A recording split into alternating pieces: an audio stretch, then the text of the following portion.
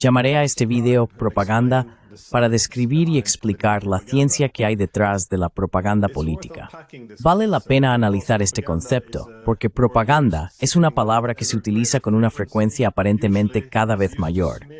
Normalmente se usa para desacreditar, censurar y cancelar a quienes tienen opiniones contrarias. Pero ese es en realidad un uso muy propagandístico de la palabra propaganda, porque la manera de contrarrestar la propaganda es abriéndose, manteniendo debates racionales y no utilizando lo que son, en efecto, técnicas propagandísticas para socavar el intercambio de argumentos racionales. Vemos que la propaganda tiene un significado claro y, como he dicho, hay una ciencia detrás de ella, una ciencia muy exacta, de hecho. Por tanto, esto será una introducción a esa ciencia.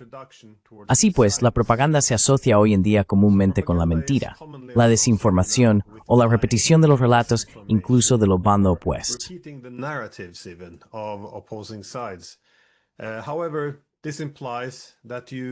Sin embargo, esto implica que apelas a las facultades racionales del público para engañarlo. Pero esa no es una buena definición de propaganda. La propaganda es la ciencia de manipular al público, apelando a los aspectos irracionales de la naturaleza humana, el subconsciente. Sabemos que el individuo puede ser racional. Sin embargo, también es cierto que los seres humanos actúan por instinto, y uno de los instintos más fuertes de la naturaleza humana es la necesidad de adaptarse al grupo. Los seres humanos se organizan en grupos. Lo hemos hecho durante miles de años. Nos organizamos en grupos para encontrar un sentido común y una seguridad común. Por eso tendemos de forma natural a agruparnos en torno a la familia, la nación o las comunidades religiosas. Este es un instinto muy fundamental en la naturaleza humana.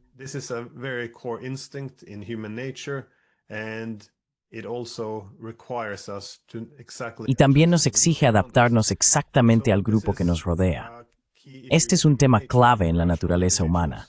Somos individuos racionales, pero también somos en cierta medida animales irracionales que se organizan en grupos. Nada menos que Sigmund Freud introdujo la ciencia de la psicología de los grupos. Reconoció que aunque el individuo es racional, en un entorno grupal, el individuo pierde su sentido de individualidad. Se vuelve fácilmente persuadido, emocional, impulsivo. El individuo suprime el pensamiento racional y la contención moral. Esto es lo que la psicología de los grupos hace al individuo racional. Y existen formas de manipular la psicología de los grupos. Pero también vemos que la participación en grupos forma una conciencia colectiva de grupo. Instintos sociales, instintos gregarios, instintos tribales, estos son temas comunes.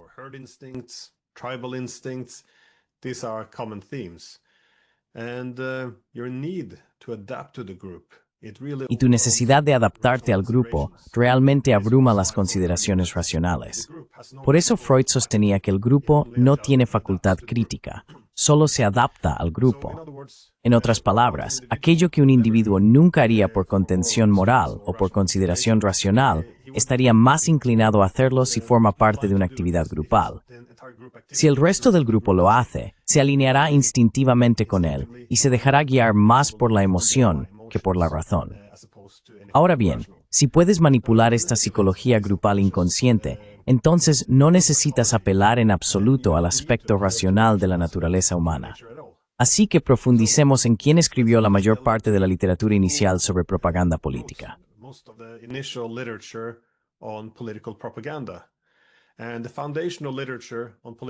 La literatura fundacional sobre la propaganda política se desarrolló hace más de un siglo gracias a Edward Bernays, quien resultó ser sobrino de Sigmund Freud.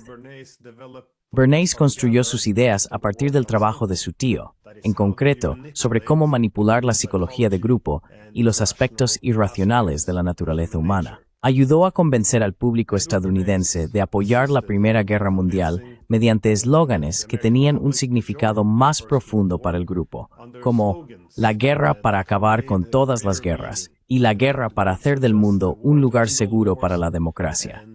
De nuevo, esto suena a marketing, como si estuviera vendiendo un producto. Y en gran medida, eso es lo que es la propaganda política, el marketing de la política.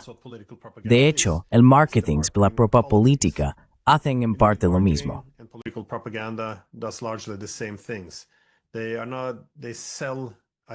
Venden ideas y sentimientos al grupo. Por ejemplo, uno no siempre compra un coche por su utilidad. Cuando venden un coche, lo hacen basándose en el estatus, el atractivo sexual y otras emociones. Y la política a menudo se hace del mismo modo. Por ejemplo, la libertad es una forma clave de vender la guerra, y también es un tema central en la propaganda política.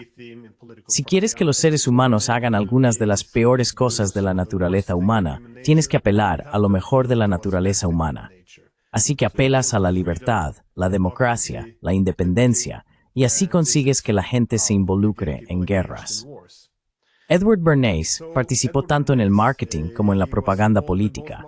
En marketing, dirigió una campaña para que las mujeres fumaran, porque fumar no se consideraba muy femenino y eran sobre todo los hombres quienes fumaban.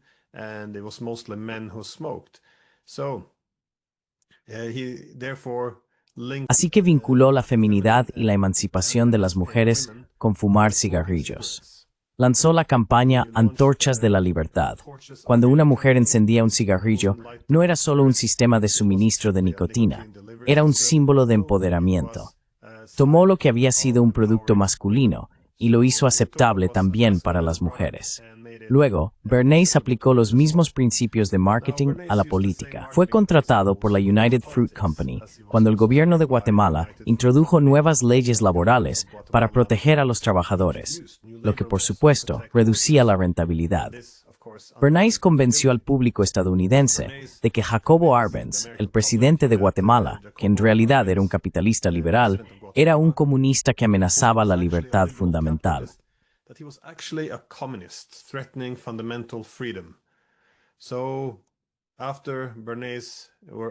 Así que, después de que Bernays lograra influir en la opinión pública estadounidense mediante el engaño, Eisenhower intervino y derrocó al gobierno bajo el pretexto de luchar contra el comunismo y defender la libertad.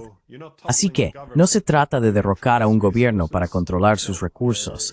No, en realidad, se trata de ayudar al pueblo a conseguir la libertad. Así es como funciona la propaganda como herramienta de marketing político. Y solo para señalar la importancia de Edward Bernays, no solo porque fuera el sobrino que desarrolló el trabajo de su tío Freud, en Alemania, el ministro de propaganda de Hitler, Goebbels, también reconoció que muchas de sus ideas sobre la propaganda política provenían de Edward Bernays. Así que la propaganda no surgió de la nada. La propaganda respondió a una demanda.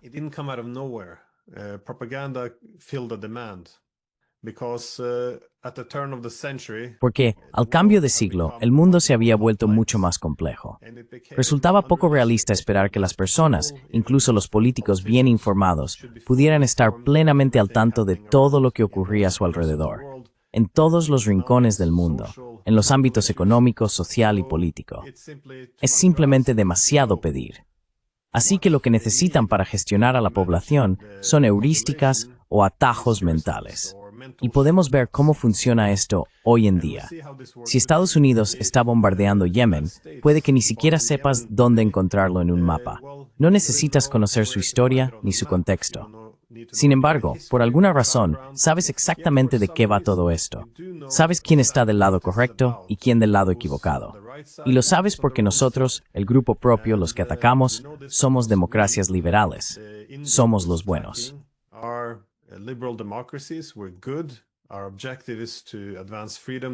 Nuestro objetivo es promover la libertad, la democracia y los derechos humanos. Mientras tanto, los oponentes son terroristas, son agresivos y nos odian. Así que si aceptas la premisa de que un bando es bueno y el otro es malo, caes en el estereotipo. Entonces, ¿qué significa realmente la realidad objetiva? ¿Quién ataca a quién primero? ¿Quién amenaza a quién? ¿Qué dijo y qué hizo realmente cada parte? Todo esto tiende a desvanecerse en el fondo. Y aquí es donde entra en juego la psicología de grupo. De nuevo, es un aspecto muy poderoso de la naturaleza humana. Dividimos a las personas en el grupo interno, quiénes somos, y el grupo externo, los oponentes, los otros. Y la razón por la que este instinto es tan fuerte es porque, si quieres sobrevivir durante miles de años, tienes que adaptarte al grupo interno.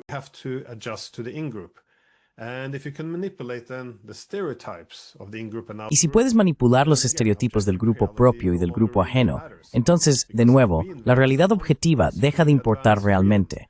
Porque si invadimos a alguien, es para promover la libertad, para ayudar a las personas que invadimos. Pero si nuestros oponentes invaden, es exactamente lo contrario. Es para destruir la libertad, esclavizar y expandir el imperio. Así que, cada vez que escuches una retórica o una política enmarcada en el lenguaje del bien contra el mal, sabrás que hay propaganda política en juego. En Occidente, nuestra propaganda política ahora se organiza en torno a las democracias liberales frente a las autocracias. No siempre fue así. Antes, era civilizados contra bárbaros. Durante la Guerra Fría, era menos étnico y más ideológico.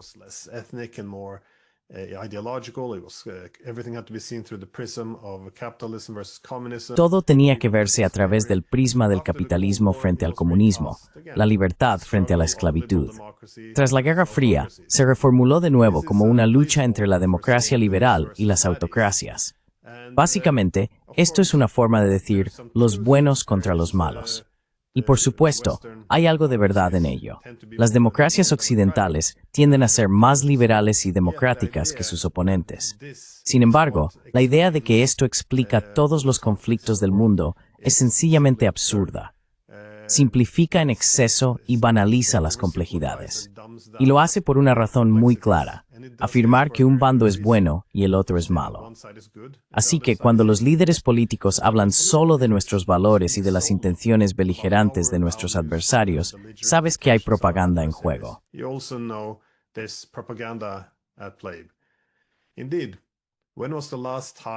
De hecho, ¿cuándo fue la última vez que alguno de nuestros políticos o periodistas, ya que estamos, siquiera habló del tema de las preocupaciones de seguridad en competencia? Todos los países tienen diferentes preocupaciones de seguridad y a menudo terminamos en una competencia en ese ámbito. Así es como se promovería la paz, mediante una comprensión mutua de lo que preocupa a la otra parte. Intentarías no reforzar tu seguridad a costa de la suya y buscarías soluciones comunes para una paz común. Pero, una vez más, ¿cuándo fue la última vez que alguno de nuestros políticos o periodistas se atrevió siquiera a hablar de cuáles son las preocupaciones e intereses de seguridad de Rusia, China o Irán? Ya no lo hacen. Solo explican por qué esos países son malos y por qué entran en conflicto con nuestros buenos valores.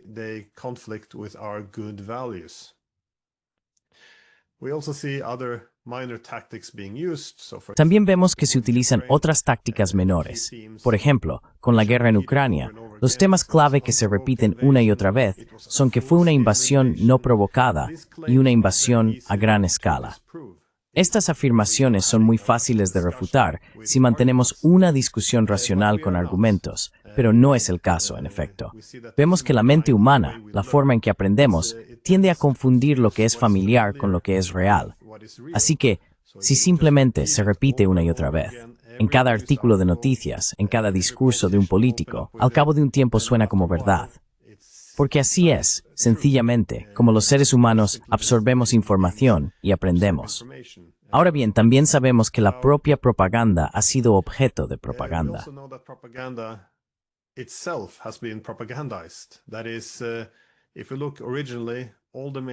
Si miras hacia atrás, originalmente todos los principales estudiosos de la propaganda reconocían que las democracias son en realidad más dependientes de la propaganda.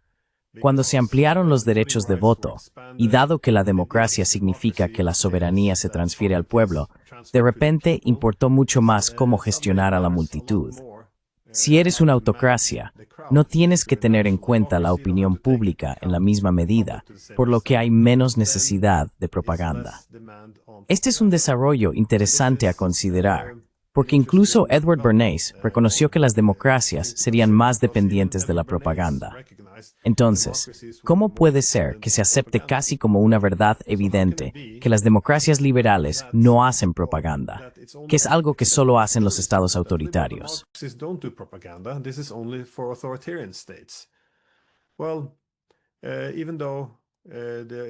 Bueno, aunque los primeros propagandistas se referían a la propaganda como una profesión respetable antes de la Primera Guerra Mundial, Hubo que cambiarlo porque los alemanes mancillaron el nombre de la propaganda.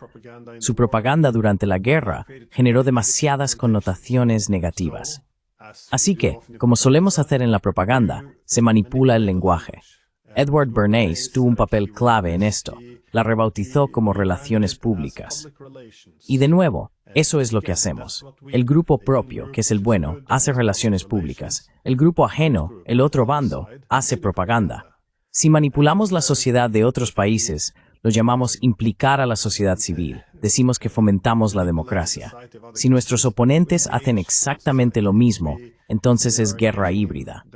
Así se crean dos conjuntos de lenguaje para evitar cualquier comparación entre el grupo propio y el ajeno.